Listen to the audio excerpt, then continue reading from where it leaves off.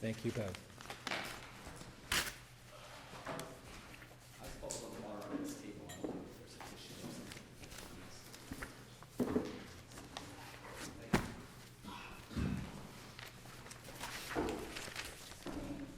Sorry.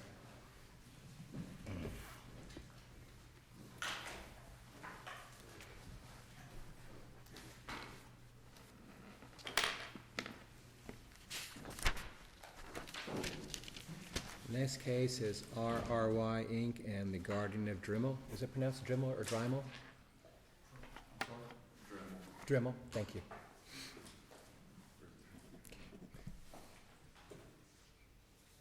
Good morning. Good morning, Your Honors. My name is Bryant Boydston. I represent the appellant in this case. I'd like to reserve 5 minutes, please. Thank you. We're here because we believe that the trial court misapprehended the proper application of Florida Statute 713.78. There's a dearth of appellate law on this particular statute, probably for a reason. It is something that most people never encounter in their lives. It only applies if someone has a car that is towed, either from an accident or, as in this case, when they have been arrested and their car has been ordered impounded by the sheriff's office.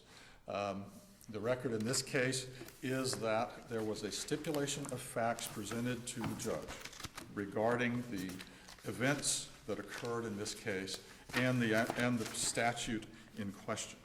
As set forth in paragraph 2 of the stipulation of facts, quote, the main issue in this case is whether Yoho's towing complied with the provisions of Florida Statute 713.78. It's our contention that that statute is very clear as to what the rights of the towing company are if they follow the provisions of the statute. And the notice provision is the tripwire, if you will, in that statute as to the rights and responsibilities of the towing company. Does the statute say what happens when the amount realized on the sale of the vehicle exceeds the unpaid costs? Not directly. What it does indirectly? It does not say that directly. What the statute says is... I think it does, doesn't it? It says if you sell at the original auction, not the second sale, but the first auction, if you build it off, doesn't it say you have to place the proceeds in the circuit court? Subsection 6, proceeds of that sale after payment of reasonable towing surcharges shall be deposited with the clerk of the circuit of the court for the county if the owner of the lien is absent, and the clerk shall hold proceeds subject to claim of the owner or lien holder legally entitled thereto. So it seems to me that had you not sold it for the cost of the storage, $800, had you actually had the $30,000 sale that subsequently happened the first time, the $21,000, the nuns are going to be mad at me, I can't do the subtraction anymore, $21,200 would have gone into the registry of the court, right? That's only if there is either an issue of the license plate being issued or a revalidation sticker, or there is a dispute between the registered owner and the wrecker operator's lien, and the burden is on the registered owner to have done something to bring that dispute to the courts, to the attention by filing a complaint. Isn't the purpose of a lien under Chapter 713 to make sure the person or the entity providing the services gets paid in full? That is true. Is it there to make sure they profit by it as well? It is, by the way it is set up, we contend that it is, in fact, if people do not pick up their car and pay the lien, then all bets are off as far as they're concerned, and the towing company is free to sell the car for whatever it realizes and keep the money. There is no textual indicator of that result in the statute, so Correct. Why should we reach that conclusion? I hate to say that that is the way it is always done in this industry. That's just a fact. That's the way it's always done in this industry. Okay, well, I think you probably appreciate that's kind of an unsatisfying answer. I mean, our job is to determine what your argument here is that the statute controls the outcome in this case. That is correct. So And that what when- the industry does is a lot less relevant than what the legislature said. I appreciate that. And the industry believes that the legislature said, if you give notice, either actual, because the letter you sent to the address that's on file with DMV, which is the address that the statute says you're supposed to send it to, or you can otherwise not find the person, one or the other, and you go through diligent efforts to try to find them, you still can't find them. If you do those two things, then unless somebody comes and pays the storage and takes the car, which didn't happen here, or pays the storage up to the day of the sale, so there's no storage or towing charges pending, then you may sell the vehicle. Well, let me ask a question, because the statute, well, first, the stipulation of facts says that Yoho's policy is to not release the vehicle to a non-owner without a release from the sheriff, Correct. and that Yoho's wouldn't accept payment without such a release. Correct. Where does the statute provide for a release? The statute doesn't provide for a release. On an impound, the sheriff's office. If the appellee said, well, I've got payment, and I've got a letter from the owner, or I've got power of attorney, or I've got some document, it appears, based on the stipulation of facts, none of that would have been enough, absent a release from the sheriff. That is true because in this particular instance, the car was impounded at the direction of the sheriff's office due to the circumstances of Mr. Drimble being arrested, and that was required as a part of the criminal proceeding to get the car back. But all the statute says is you can move forward unless reasonable charges for recovery, towing, or storing remain unpaid. And I agree with that. Didn't your client, according to the findings by the trial court, essentially conclude your client didn't let her pay? True. Did not let her pay up to the point of charges that were accrued at that point in time. The statute doesn't talk about that. No. I mean, clearly I understand the problem. Yeah. Because, well, if she comes in and pays what's owed but doesn't take the car. Right. Is your client obligated to send another notice? Is your client Exactly. required to provide storage forever? Exactly. And maybe the statute is, well, that's a different issue, because you can always go to court. And the statute doesn't say it, but Right. another procedure would be your client goes to court and says they've tendered payment, but they don't want to take the car. Judge, we don't want the car. Do something, whether it's force them to take it out or let us dispose of it. And that puts a burden on your client that the statute also doesn't talk about. Correct, exactly, because that's part of our position, is that they would be in this never-ending circle of show up today, pay what's accrued, let's just pick a number in the last week, because that's the amount, but we don't take the car, so 2 more weeks go by, and then you got to send it, because then it's in delinquency again. You got to send another notice, you got to go through it. Somebody can do that at But under infinitum. that pattern, that's gonna matter, not gonna matter until you get something from the sheriff's department, right? In an impound situation, yes. So the sheriff's department is actually the person, or the entity saying, you will hold this car in storage until we tell you not to. Correct. So why aren't they paying for it? They never pay for it. Well, I understand that, but if they're the ones giving you the order that says to the property owner, you can't have your property back, even if you pay for it, even if you're gonna take it away, then why isn't the sheriff's department? Because obviously on a driving a suspended driver's license, I don't think they get to forfeit that Corvette. True. So how can they then run up your bill, take up the use of your property as well as the use of their property for whatever, but they're not a party here, right? That's Okay, right, gotcha. right, yeah. All right, sorry. Another problem with what happens. Although There should- your client theoretically could have filed declaratory judgment action saying the sheriff's office has put us in an untenable position because they're requiring us to do something that the statute doesn't require us to do. Conceptually true. Conceptually true. But then you have a situation here where the daughter calls from out of state with, as the court found, no legally colorable ability to take the car, to take possession of the car, no power of attorney from her father, no release from the sheriff's office. Actually, she's somebody on the phone who just says, hi, I'm, whatever her name was, I'm so-and-so's daughter. There's no way for my client to even know that. And I think part of what happened below is the original order the judge entered that he corrected after rehearing, on the stipulation of facts, he put in the first order that she showed up, physically showed up and ready to take the car and pay, which was contrary to what was the stipulated facts. Let me ask this quick. There was an unjust enrichment claim pleaded in this case, right? Right. And the statute does not explicitly displace that claim, right? In other words, It does not explicitly do that, correct? Yeah, okay, so why could not the judge have determined that what you netted exceeded what your costs or what was reasonable for you to take was?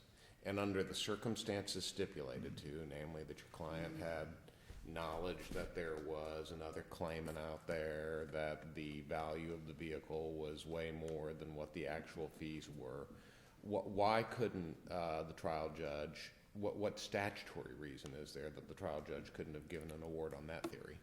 There's nothing in the statute that would prevent him from doing that, but that's not what he did.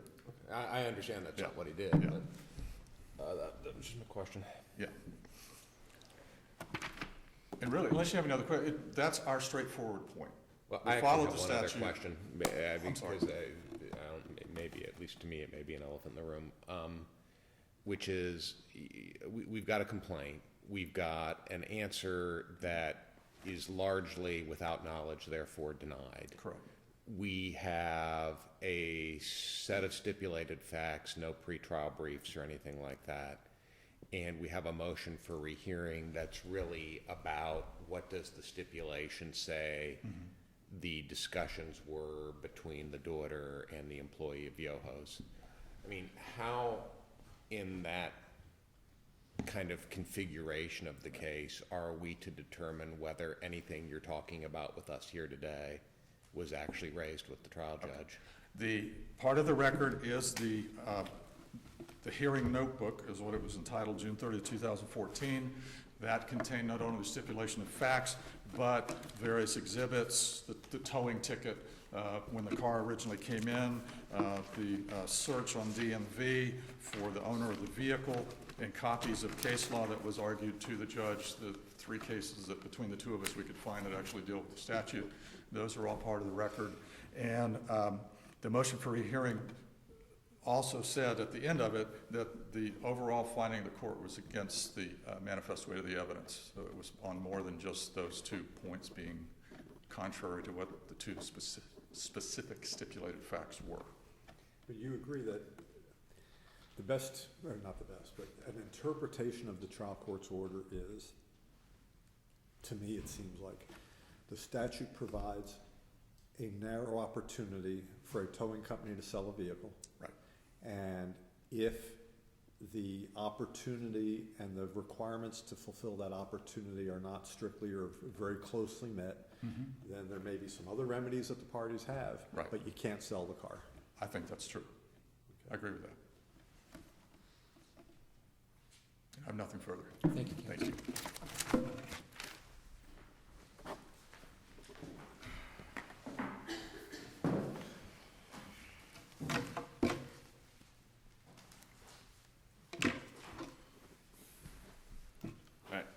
Good morning, Your Honors, and may it please the Court. I'm Thomas Burns. I represent Mr. Drimmel, Mr. Drimmel's guardian, Mr. Chisler, and with me is trial counsel Lieben Amdi. I'd like to jump right into Judge Salario's question about error preservation, and I think that's the leading issue in this case. We have no trial transcripts, we have no trial briefs, we don't know what was argued to the trial judge, and because of that, we don't even know if there was invited error at the evidentiary hearing. It could have been that the towing company agreed with the court's interpretation of the statute, and for that reason, this court is hamstrung. You don't know what was argued below, and this is not the kind of record that you even address an appeal on. You just say the error wasn't preserved, and we're not going to talk about it. But the biggest problem in this appeal, I think, is the disconnect between what Yoho's Towing needed to argue, what the trial court actually ruled. The trial court based its ruling on subsection 6 of the statute, and that concerns the 2 circumstances in which a towing company can sell a car Instead of briefing that issue, the towing company has briefed subsection 4, which concerns notice. But notice, the trial court actually ruled in the towing company's favor on that point. They said, yeah, the owner of the car had notice. You sent the certified mail, you did what you were supposed to do, and that's fine. But the problem is we don't know, we don't have any argument about subsection 6. And it's helpful to look at the statute, and the statute says any vehicle which remains unclaimed, that's possibility 1, or for which reasonable charges remain unpaid, that's possibility 2, may be sold for such towing or storage charge. And here the trial court said, well, you've given me these facts, I appreciate that, and I'm going to make a factual finding that the vehicle is not unclaimed, that you either knew or reasonably should have known that it was not unclaimed because the daughter made a phone call to you in which she said, I'm going to pay you the charges up until now, and the towing company said no. There's no objection to that finding. There's no motion for rehearing that said, no, you got that finding wrong. Instead, the motion for rehearing is directed to this other factual issue that really, it's neither here nor there. It doesn't affect the resolution of this case. And so when you've got a factual finding, the standard review, as you know, is clear error. Here there's an ample factual basis for this factual finding, as I've just described to you. And so that interpretation of the statute is correct. And there's no argument either in the trial court or in this court that factual finding is wrong. So we're done with that possibility. The second possibility. With regard to subparagraph 6, that you say the argument is, as I looked at the stipulated findings of fact, particularly paragraph 51, the statute says, if I recall correctly, the sale shall be at a public sale for cash. If the statute is to be followed, does our record tell us if they paid cash, the appellant, for this car, or do they just say, I have $800 due and owing to us? It's not in the record, so we don't know that fact. We don't know whether the statute was strictly complied with or not. No, and there's been I just want to make a sure lot that of I wasn't missing something. Yeah, there's been a lot of talk about strictly complying with this statute. The baseline is the common law. And at common law, this towing company couldn't sell a car if they impounded it. And that we know is sort of an inference from the Morrell case that the appellant cited here. Morrell said that a towing company can't even hold a car while demanding payment for it at common law because they don't have a lien. And here, if you don't, because that's the baseline, when you have to strictly construe the statute, you strictly construe it against the towing company. You don't strictly construe it against the owner of the vehicle because we have the common law on our side. So, there have been a number of questions saying, well, the statute doesn't address this, the statute doesn't address that. That's not our problem, that's the towing company's problem. The second... Well, you gentlemen may want to make a list of suggestions to the legislature. Oh, yeah. If we want to write a letter, we could all write a letter. There's a lot of problems with this statute. The second category in this statute is when a vehicle is claimed, you can still sell it if it's unpaid, if the fees are unpaid.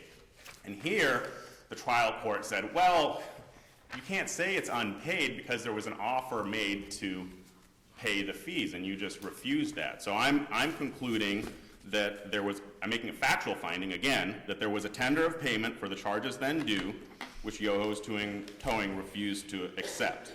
And again, that's a factual finding. You need to review that for clear error, and there's, again, an ample factual basis for that in the stipulation of facts. And then the final point I want to make is, again, one that I made in my brief, and it's that the interpretation that the towing company wants you to adopt is an absurd one. They really want you to read this statute as a windfall statute because this is what the industry does. Now, the industry may want to do that, but they need to have the legislature write a better statute for them. And, if that's what they want to do, I assume they have a lobbying group and they can go and do that. But until they do that, we're stuck with the common law unless the statute says something otherwise, and here that would be inappropriate. So the fact that I guess Danielle calls and says, what do I need to do to take care of this? And I think if I remember correctly, the stipulation said something along the lines, so someone else could pick up the car. and that fact I don't think was changed. I think it was just the fact later on in the stipulation that she actually offered to pick it up herself. Am I remembering that correctly? Or I don't know if she offered to pick it up herself. I know she offered to pay for it, and I believe she. I think at one point.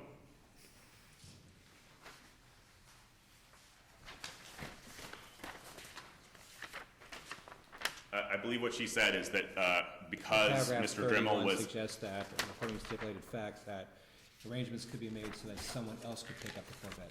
Right, and I believe that was Mr. Drimmel because he was going to be released from the hospital. But that fact was not the one that ended up being incorrect, that was challenged. No. There's a later fact in there that she would pick it up. No, I think the fact that they tried to correct in the motion for rehearing is that she physically appeared at the towing company's premises and said, here's the money. Instead, what she did was she said on the phone, I'll give you the money, which is, something that people do routinely. You can give a credit card and, pay remotely. That's the kind of society we live in. It sounds like one of the points that your client is maintaining is at least a part of the incorrect statement by Yoho's is, and by the way, we're not going to release it to anybody without a sheriff's release. And I asked Mr. Boydson, and I think he acknowledged there's nothing in the statute that addresses what the towing company can or can't require as part of the payment and release. But clearly it makes sense. If a vehicle is claimed, it's got to be claimed, I would think it's got to be claimed by somebody who's entitled to make the claim to it.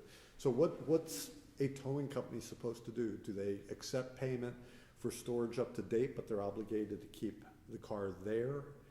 Yes, exactly. And they're fully compensated for doing that because they're charging a reasonable towing fee for storing the vehicle. I don't think there's any problem with having them store the vehicle, and then when somebody tenders payment, they have to continue holding the vehicle. And the problem that the towing company runs into, again, is that we have the common law on our side, and the statute doesn't really address this. We're kind of in no man's land because the statute hasn't envisioned this kind of problem. But when the statute hasn't envisioned the problem, that's their problem. The common law is on our side. And so what is, this isn't covered by the statute, but what is the common law remedy for the towing company? Is it an ejectment action to get rid of the car if it's a car that's not valuable, or if it's a car that they can't sell because the statute doesn't apply? What do they do? That could be a remedy, or they could wait until, I guess this is when we're talking about paid. I think they would have to bring some kind of action to address that. Otherwise, they need to just continue accepting payments within the time frame for selling the car. If they accept a payment under the statute as it's presently written, does that dissolve their entitlement to a lien? Or we don't know from the way the statute... Well, like I said, we're in no man's land at that point because the statute envisions just a one thing affair where it's paid or it's not paid, and then you've got the 35 days from the prior notice, and then you sell it. But here, you could interrupt that, and then the statute just doesn't say anything. But you could interrupt it by paying, and then because the statute doesn't say anything by paying it, then we're in common law land. Because there's times with the automobile under 713, if the repair shop has a lien, if you give up the vehicle, you give up the lien because it's tied to possession. So I guess if you tie it again to possession by analogy, the towing company would still have the car. So arguably, if there's a parallel there, but yeah, I see the statute you guys you're dealing with. That's pretty much all I have. So unless you have further questions. Okay, thank you, counsel. Thank you.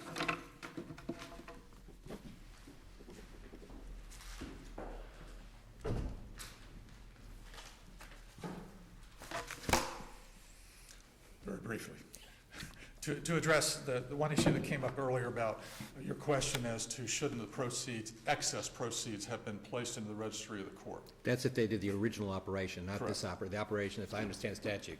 You put it up for sale that day, the sale proceeds are by cash, that first one, then they would go in. This one was a purchase and then a subsequent sale. That's right, and that's what I would we're on the same page then? Right, Okay. yes, we are. Thank you. I have nothing further. Yeah, I'm sorry if I misled you on that one. My apologies. Thank you both.